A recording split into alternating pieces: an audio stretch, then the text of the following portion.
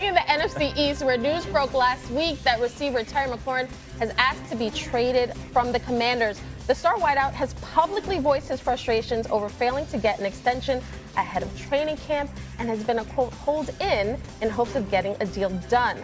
Washington head coach Dan Quinn was asked about the tense situation. So let's hear what he had to say. We love Terry. I'm really glad he's here. Hopefully he's out practicing soon. And we also understand there's the business side of this, things that Adam and his side and Terry and his reps are working it through. So I just kind of, stay in that space. We recognize both are happening. But like I said, I'm really glad he's here. I love coaching him. And but the business side, that's kind of where it's at. And it's not, somebody asked me, is it a distraction? It is not. All right, RC, we know Jayden Daniels had a historic rookie season and took the Commanders to heights they haven't been to in over 2 decades. But can he repeat his rookie year if McLaurin isn't there? He can be as successful, but it has to look totally different. Terry McLaurin can do one thing that no one else on this roster now can do, and that's run really fast and catch really, really far footballs thrown down the field. Right? And simply put. Yeah, and so it would have to change. The problem to that, and Dan knows this, is that Jayden Daniels is an excellent deep ball thrower. Yes. Right? So if you would remove some of that from his game by taking away the best deep target on the team, it would make it a little more difficult. But that's where Cliff Kingsbury would have to come into play with some creativity. And I do believe Jayden Daniels, and I know Dan and D, y'all have listened to this, like listening to him talk now and who he's become as a person and a leader is so vastly different from last year. And I think he would have an understanding and a grasp of how to continue to get this offense rolling. But if I'm Adam Peters, if I'm Dan Quinn, and if I'm Cliff Kingsbury, there is no way in hell I find out if Jayden Daniels can do it without Terry McLaurin. You can't trade him. You can't trade him.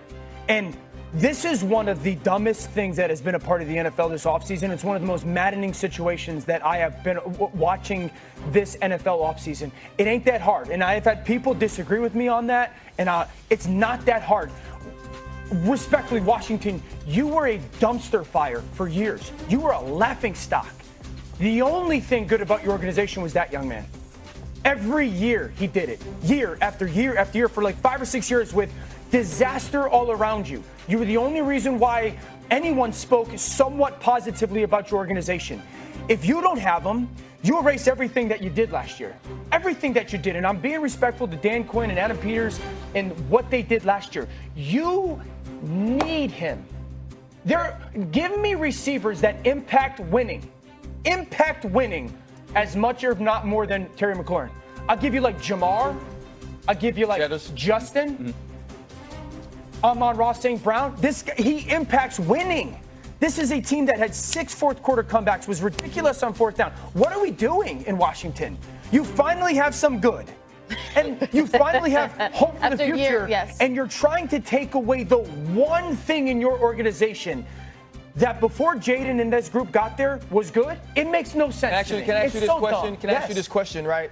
If you are Adam Peters and you're Dan Quinn, and you have seen Terry McLaurin be successful individually throughout the years, but that not necessarily equate to team wins, can you sit back and say, you know what, a little bit of this is us. A little bit of this is the quarterback that we drafted out of LSU. Sure. Maybe it's not as much Terry McLaurin to them as it seems to you. Before you answer, can I tell you a conversation? I agree with what you're saying, but can I tell you guys a conversation I had with the GM last week?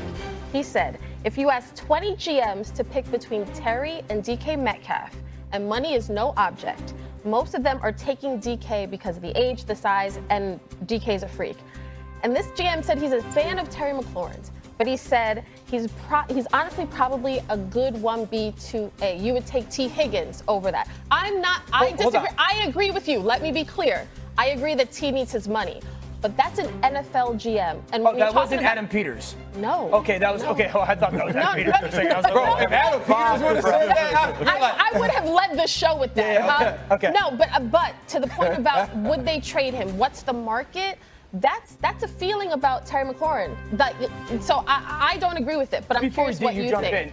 Yes, there is a reality that they can say that. Yeah, you know what I mean? Yes, absolutely. You can't win without him.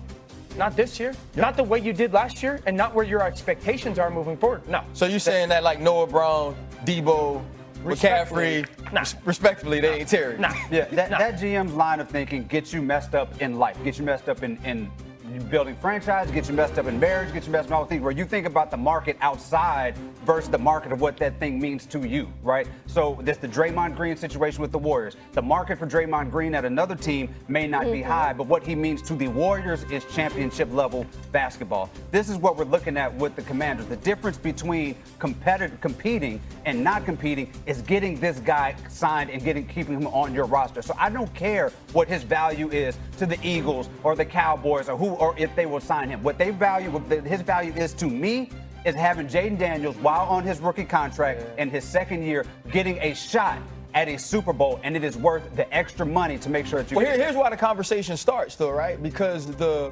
word is he's seeking a contract similar to DK Metcalf. And so the reason from Terry McLaurin's side is if you look at it statistically, it says I deserve that contract. Yeah. And then they're going to start making the comparables other ways. And a big piece of that is how a player makes you feel.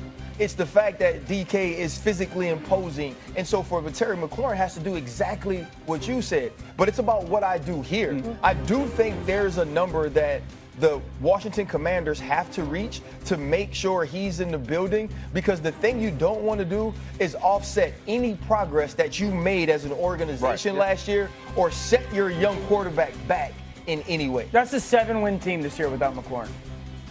Now, if he's there, are they bona fide like NFC championship contenders again? Yeah, there's improvement that has to get made across your football team. That's how much he means to the team to winning. If I take Justin Jefferson off the Vikings, big difference. Jamar off the Bengals, big difference. DK's a really good player. There's no question about it. But we're also in that GM's kind of talking about Terry McLaurin like he's athletically me.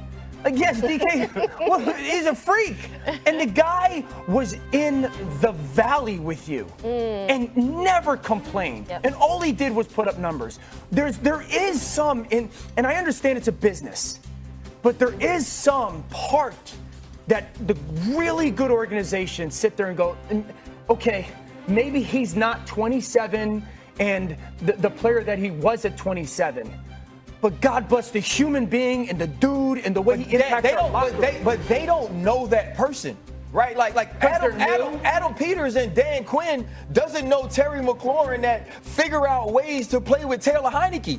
Right, like they don't know that guy. But all they know, but also he played with 13 different quarterbacks. Coach Tomlin used to always tell me this, man. He was like, and you know it. He's like, I'll treat everybody fair, but I won't treat everybody the same. He said some people in this building have more deposits into my emotional bank account. That's fair. Right, Terry McLaurin. When he is having those conversations, he can't say to Adam Peters, but what about when I did this? 22. Yeah. What about when I played like this? But like, how do I get paid for that? To Dan's point, that's the difference between if you're going to decide if you're going to be the Commanders of the past or the Commanders of the future. You pay for those things if you're going to transition into being that type of franchise. Jayden Daniels the next 3 years costs $31 million.